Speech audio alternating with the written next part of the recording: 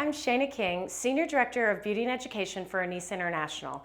And it can be really confusing sometimes for our gorgeous grandmothers, what products do we use? So I'm hoping that I can give you a couple tips and the right choices.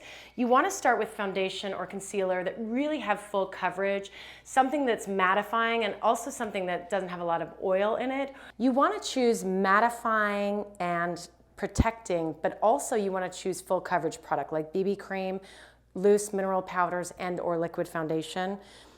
Blush and eyeshadow that don't have much tint to it or shimmer. Really important to get a great brow pencil. Mascara, something preferably that doesn't flake, that's longer wearing. And you want to create and have really nice collection of makeup brushes that are really soft so they won't pull at the skin. And I'm going to use this great Lancome foundation brush. This BB cream is by Smashbox. What's nice about this is it's got two things in one. It's got your SPF, your moisturizer, and a little bit more coverage than a traditional tinted moisturizer.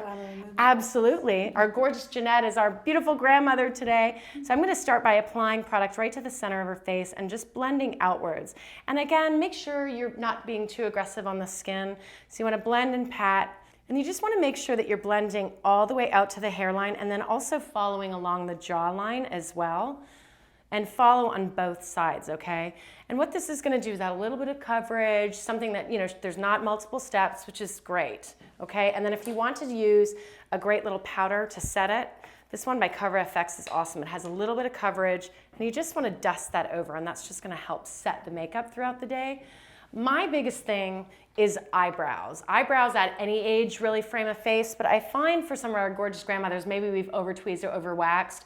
The hair is a lot more fine, so we really want to bring back and define a shape. So this is a great pencil by Laura Mercier, and you really just want to start in the inner corner. Now, eyebrows should start about here and end about here, so that's a good gauge. And then you just want to simply start blending on and creating this kind of subtle arch. And it won't take lots, but you can see the difference between two sides just by adding that little bit of brow color. And I'm going to follow on the same side. You can also use a clear mascara or clear brow gel to kind of help set this. This is really one easy way to add and enhance, the skin in one simple step. And then with eyeshadow, I'm going to use this kind of all over shadow brush. This one's great by Japanesque. And I'm just going to apply a light base shadow, simply dusting to the entire lid on both sides. And then just add a little bit of color. This one is a great neutral color. Again, you notice I'm saying a lot of matte, especially when you're dealing with sagging eyelids. You don't want anything that's going to draw attention. You want something that's going to enhance. Shimmer has the tendency to light reflect. It almost fills up fine lines and wrinkles, and that's going to draw negative attention. We certainly don't want that. And you'll notice I'm being really light-handed, okay? You don't want to pull. That's where the importance of a great eyeshadow brush really plays in. And then I'm going to add a little bit more drama into the crease area by using this great little crease domed brush. I'm going to choose a little bit of a deeper color. So when Jeanette opens her eyes, it's just going to have this pop of color, but it's not going to be anything too intense, because I think that's the other thing. You want to be tasteful, okay? And then mascara. Same rule like with the eyebrows. I find that mascara, light application, stay away from anything that's too black. I prefer like a light brown. It's going to really pull open your eyes.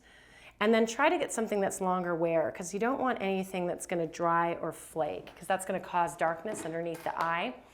This mascara is by Maybelline. So I'm just going to put a little bit, you can close for me, and I'm just going to put a little bit on the top and on the bottom.